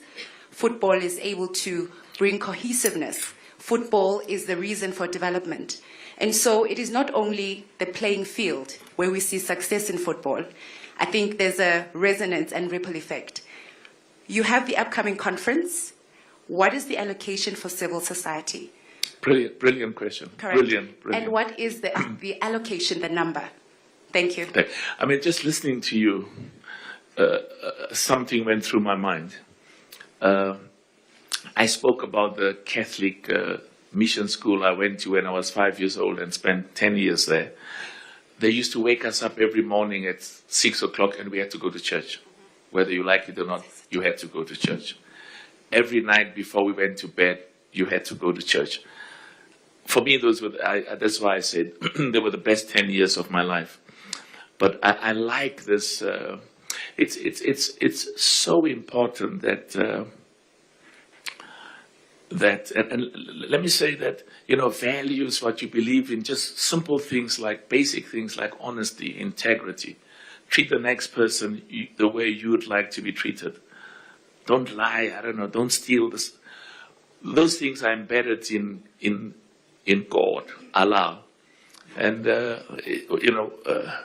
it's very, very important that we all grew up in families where some Sundays we went to church and we should put God and Jesus Christ at the center of what we do. Now, let's go to something that crossed my mind whilst you were talking. We should have a conference where it's talking about how can people make money out of football and bring all of the football stakeholders. But this reminds me of the days when I was president of NAFCOC and would have meetings with thousands and thousands of businessmen and Dr. Sam Mutswenyane, Umshengu Walayes, Chabalala, and Maponya. And there is so much. I mean, football is a multi-billion-dollar industry. I think the numbers that they talk about are in excess of 300 billion American dollars. We have to have a meeting where the focus is how does African small business, young business, all businesses get involved in football and make a living out of it. One of the things that I liked enormously about this Motsepe Foundation National Day of Prayer is you've got thousands of hawkers who come the night before at the F&B Stadium, prepare food. And I mean, some come from KZN, the Eastern Cape. Unbelievable. They come just for that day of prayer because they make so much money selling food to our people who come on that day of prayer. So we should look at, and I think the football, when there's a football match, I think our hawkers sell things as well outside. I'm not talking about the sweets because you spoke about the tickets in America. I mean, I spent so much money, Mark, buying tickets. A lot of very, very But these were the suites where we had these partners and others who we want them to support football and sponsor football. But it's a brilliant idea you raised, because in everything we do, Lux, and you must tell the Secretary General is in Morocco, because acting Secretary General, I'm always reminded, they say, please don't say Secretary General. He's still acting. He does such wonderful work. He makes me proud. But we should make our events create opportunities for business people to grow their businesses, to partner, to make income. That's a brilliant idea. We should implement it. I've taken note of it, President. Yeah. I've taken note of it. I'll take the last 3 questions, and then we have to close because they have to leave us in the media very soon. I'll go with you. Very brief question. The last 3 questions. Then afterwards, I go to BBC, and then I go to the gentleman at the back. Very brief. Thank you, President. Temoso Mokoena from Now in SA. I heard you talking about how we can make money off of football. My founder and editor, she's over there, so as soon as we can come to, she's the one with the long dreadlocks over there, so as soon as we can figure out how we can make some money, please do. We're an independent media house, and we'd appreciate I like, what did you say, what's your name? Temoso Mokoena. You know, Temoso, there's so much talent. And sometimes, one of the things you see, these are the things that excite me. We have to provide centers of that increase. In I think 2011 or something, they asked me to be the first chairman of the BRICS Business Council of the 5 countries, China, India, Brazil, and South Africa, and Russia. And one of the things we did was just what you're saying, is we have to create these centers to allow interaction with the objective of entrepreneurial financial transactions. But we have to make them happen. And we will come better and better the more we make them happen. So continue. No, thank you very much. I'll make sure that we speak to Lux after this. Thank you very much. President, I've heard a lot has been said this afternoon. You spoke about unity, you spoke about perception. What is the responsibility of CAF in terms of protecting our players? I ask this because currently in South Africa we're dealing with xenophobia. It's not only something that's happening in real life, it happens online. For example, we can make an example of Imi Okon, who suffered some of the worst abuse online from vigilante groups such as March and March. Now, we face a problem where we're going to have clubs and also countries going to go play in Africa. We can't really separate what's happening because now, in the hospitality industry, tourism, South Africans are being chased away from these establishments because of these groups. Now, we've seen already with North African countries how hostile they can be when it comes to playing in our stadiums with their fans in our stadiums, as well as us visiting them. I've gone through your Twitter feeds. There has been no coordinated campaign from CAF or any of the South African regulatory bodies about saying no to xenophobia, Afrophobia. And I think, at times like this where we saw overseas last season with Black Lives Matter, we think about the UK regiments with their poppy. Every time there is a social issue, the clubs and the football federations tackle it head on. Where did you grow up? I grew up here in South Africa. I'm so proud of you, Where in South Africa? The rest of Roodepoort, Krugersdorp area side. So. You see, because we need to spend more time with young people like yourselves and others. Because sometimes we get so overwhelmed by the immediate emergencies and pressures, the pressures we have, that this critical point you raise, we're not doing as much as we can and as much as we should. I want you to conclude so that I can just make a few quick remarks. But you've raised such good points. Thanks, President. So I just wanted to, as I land, I just wanted to say, now going forward, as the Banyana women's team is in Morocco, as the domestic league is going to kick off, as long as intercontinental competitions, what is going to be CAF's approach now in terms of messaging to its audience and also to club fans regarding this bout of Afrophobia, because it affects the players, it affects the fans. People are scared to speak out because they feared being ostracized by such groups. So what is going to be the approach from CAF in protecting players, not only in the field, but not just players, but also ordinary the fans as well, exactly. yes, the fans as well as the visiting fans from other countries as well that will be coming here. Thank you so much. I've always liked Thabo Mbeki and various other leaders. The same applies to every other leader who was in the ANC and those who are not part of the ANC. And I've always had enormous respect. And the reason why I mentioned Thabo Mbeki is because of what he said about xenophobia. And I think it's correct to say that what Julius said as well, Julius Malema, very good. Very, very good. Now, let me clarify 2 points on this issue of Afrophobia and xenophobia. Illegality in all its forms, we will not tolerate, we reject. Illegality. And that includes illegal migration. I mean, nobody, and of course criminality as well. We are totally against illegality in all its forms, as well as illegal migration. And that's very clear, and we should put that aside.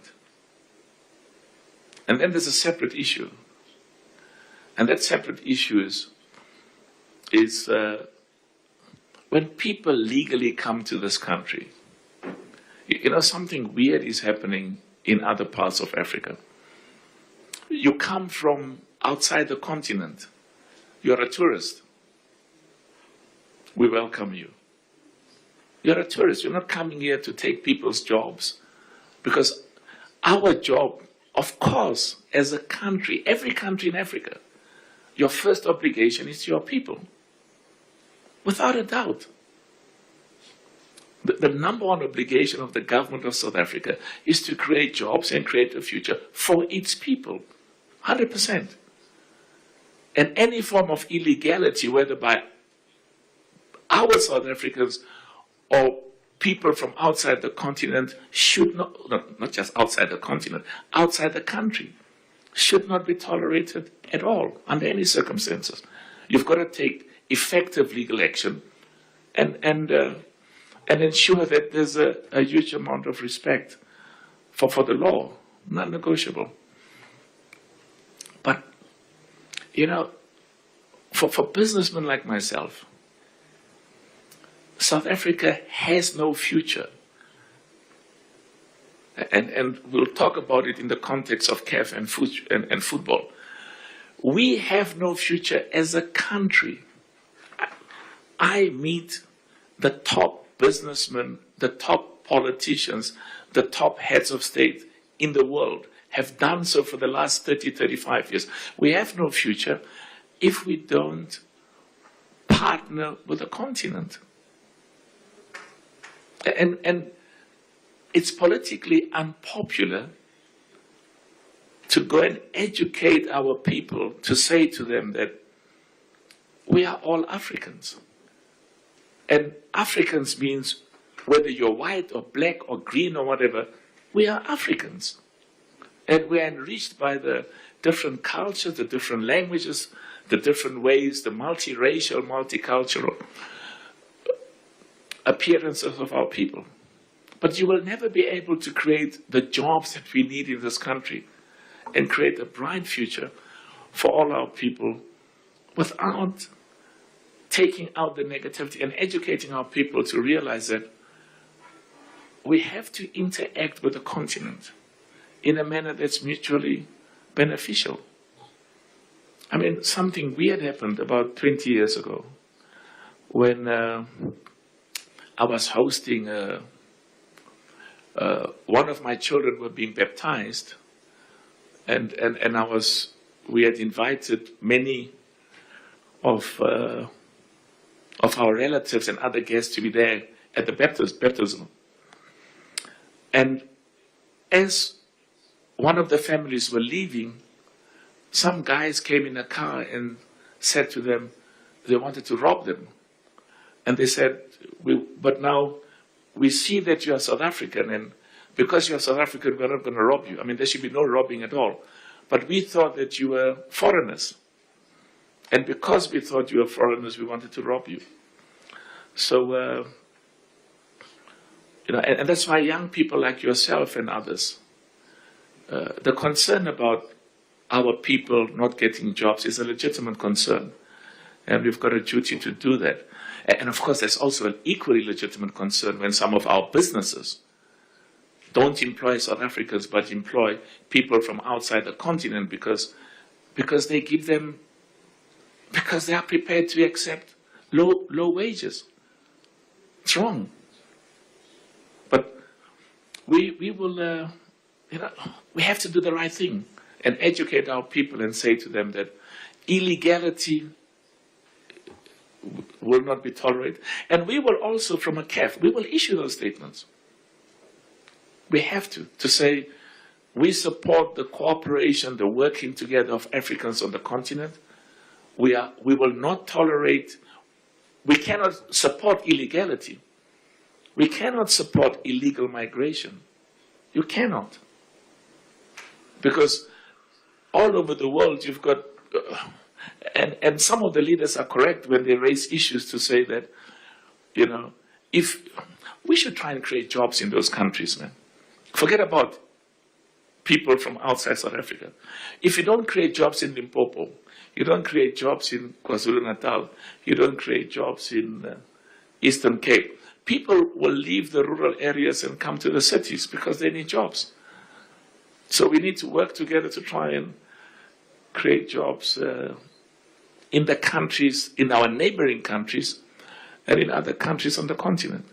Okay, let's go back now. CAF will issue a statement to say that we support legality. We do not support illegality in all its forms. And we fully appreciate that and support and recognize that the duties of every government starts with its own citizens to create jobs and to create a future for its citizens. But we should stop this intolerance and prejudice and violence against our own people just because they come from outside the continent or outside our countries. So that's why we don't want to go into politics, because we've got to, at times, stand for what is ethically and morally correct. And they say, yeah, but you're going to lose votes. If you lose votes for what is ethically and morally and principled, and in line with our religious convictions and upbringing, then lose the votes. That's what we should teach our children. President, we'll do that at CAF as well. Understood, President. Okay, so we can go now. President, I'm going to take last two questions. We've literally run out of time. Completely run out. So you will engage with, what's his name? Timel? He's giving you another name. You will engage with him, and you must draft the statement for CAF, okay? You must just put the CAF letterhead and say, there we go. Okay, I'm going to take the last two questions. Literally ran out of time. The guys were telling me that we have run out of time. So I'll go to the BBC and then you will have the last question, say. Afternoon, everyone. Tuga Zondi from BBC News. Niger, Mali, and Burkina Faso have announced their intention to co-host the 2032 AFCON tournament. Has CAF received the official bid? And what security guarantees would CAF require? Good question. Thank you. Now, I have this difficult question. I have to go to Mali. I've been there. And the military was in control, but I went there because of football. I have to go to Burkina Faso. and some of the African heads of state said, don't go there because there's a military junta there. I have to go to Niger. And some of the heads of state say, don't go there because there's a military leadership. But again, I think we've got to deal with reality. And of course, democracy and freedom of speech and regular elections, that's non-negotiable. And that's critical. But I will be visiting those countries to engage on the football part. And of course, the decision as to where the AFCON will go is a decision of the EXCO. I mean, there's so many presidents who say to me, they think I have the power to decide magic, that the AFCON is going to go to a certain country. I don't want that power, and because part of my duty is also to create a culture where CAF functions in a manner that reflects ethics and governance and transparency, but also global best practices. So we don't know at this stage where the AFCON is going in 28, 32, and 36. And Burkina Faso, Niger, and Mali will have as good a chance as everybody else. They are not going to be disadvantaged or prejudiced by the fact that there are military juntas. But you raise a very important point. The questions of safety and security, and those are questions that we will have to address. But there's no decision that has been taken as to where it will go. But it's a very good question. Okay, the last question will come from the back. Yeah. Good afternoon, Valentin for Radio France International. Bonjour. Bonjour. Actually, I had the exact same question as my colleague from the BBC.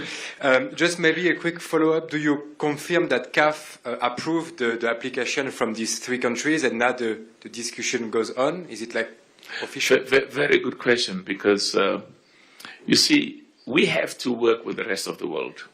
And the rest of the world includes countries in Europe and in America, or countries in North America, and in Latin America and in Asia.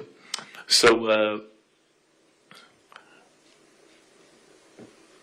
that proposal will be looked at in the context of any other proposal. But I can tell you, the standards are very high. Eh? Very high. We have to be convinced that there will be free movement of our fans and spectators and supporters in and out. We have to be convinced, and this applies to every country, that our fans and our guests will be safe, will be protected by the police and everybody else, good infrastructure, because it's also a moment to strengthen the ties between our people on the continent, as well as our Africa and the rest of the world. So, those countries are members of CAF. They've come to put in a bid. We've got to look at it. We've got to look at the infrastructure. There's an independent entity that has to go there and do a report. So they'll come back and say, the stadiums are good or are not good. The hospitals and the hotels and all of those infrastructural requirements. And sometimes football can just be the tool to bring people together. Of course, I can't talk in public what I discuss privately with the head of state. But part of my duties is the people in a country, and not just the football supporters, and the commitment that all of us have to democracy, freedom of speech, freedom of association, and the sort of fundamental principles that are important for us on the continent. All right, thank you very much, President. We've gone no more questions, eh? We've gone there's a gentleman here. Yeah, Let's give you the very last question. In front of Mama Joy somewhere. Yeah, because we are not likely to have a press conference, I think, until the end of the WAFCON. Now we'll have the next person. So, please go ahead. Good afternoon, Mr. President. Kamkhelo Mokhale from Voice of Wits. My alma mater. President, we all know what happened with regards to Omar Atan. And I mean, I just wanted to find out from you what prompted you to act swiftly in the manner that you did, together with President Seferin, in rewarding him in the way that you did. Very good question, because when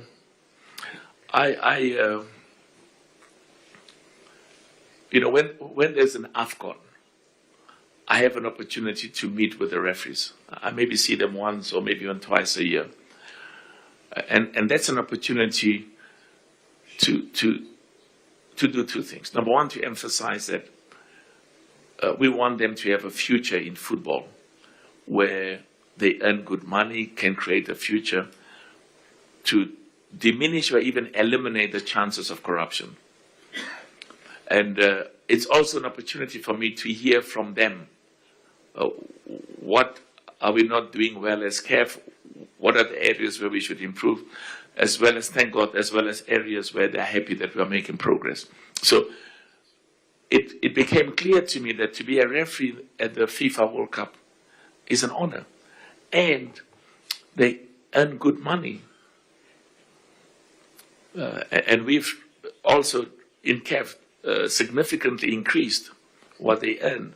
And we still can do more, and we will do more. So when I saw that, it really saddened me.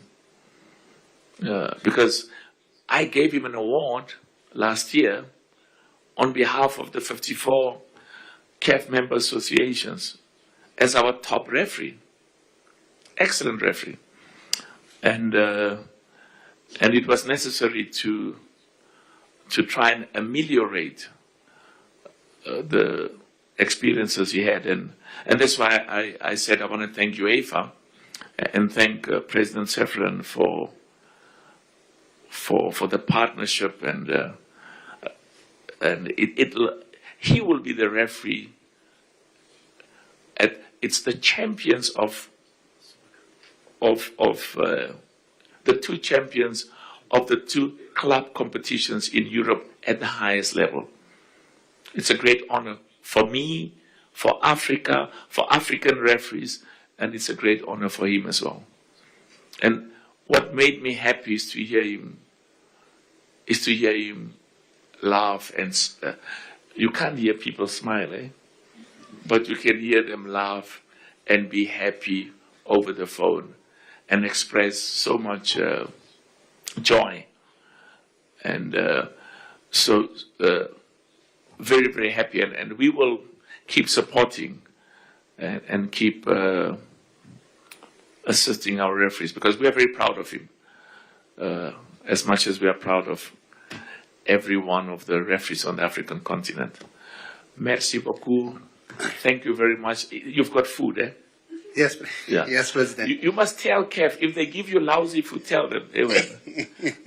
You can surely. I mean, you say you want to be the best in the world, you can't even give us decent food. And but I know some of the journalists were asking for whiskey. Please, we don't offer whiskey because we don't know what you'll say when you have whiskey there. I just want to take this over just a second. Just want to thank everyone. First of all, also thank the President of COSAFA, President of SAFA. So just one minute. Everybody, my apologies. Sorry. Everybody has got a press statement there. So you've got it. You can, if you have any questions, ask. Is somebody asked for a one-on-one? Yes, afterwards. Just quickly, short one-on-one on my way out. Okay. So please continue. Yes. Please continue. We'll just have a quick photo opportunity with the COSAFA President and the SAFA President afterwards as we make our way out, just for photographers only. Otherwise, thank you so much. So a photo with who? No, you will just have a photo opportunity here, President. So we'll invite the President of COSAFA just to join you for a photo. Who am I having a photo with? I don't know. Okay, I follow instructions. Thank you so much. Thank you so much. Just the photographers only, just this side. Thank you. And President